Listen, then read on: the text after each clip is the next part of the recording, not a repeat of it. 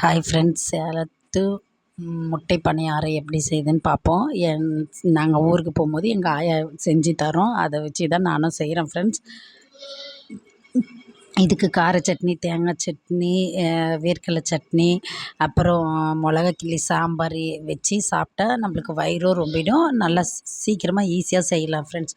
அதுக்கு தேவையான பொருட்கள்: ஒரு 4 ஸ்பூனு கடலப்பருப்பு, 2 பச்சை மிளகா, 3 பெரிய வெங்காயம், கருவேப்பிலை.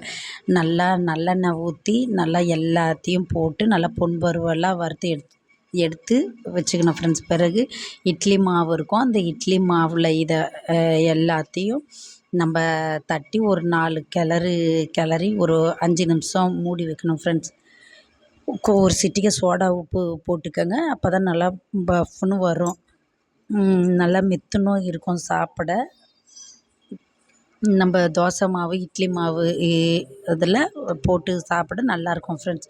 நல்லா பொன்வறுவலாக வதக்கி அதோட அந்த மாவோடு தட்டின பிறகு ஒரு 10 நிமிஷம் ஆன பிறகு கொஞ்சம் புளிச்சமாக இருக்கும். அதுக்கப்புறம் நம்ம நான்ஸ்டிக் தவாவில் எண்ணெயை ஊற்றி மாவை ஊற்றி எடுத்தோன்னா முட்டை பணியாரம் ரெடி ஃப்ரெண்ட்ஸ். இது நல்லா வயிறு ரொம்பவும் நல்லா பசியும் ஆற்றும் ஃப்ரெண்ட்ஸ். சூப்பராக இருந்தது. எங்கள் ஆயா செஞ்சு கொடுத்ததை நான் வீடியோவாக போடுறேன்.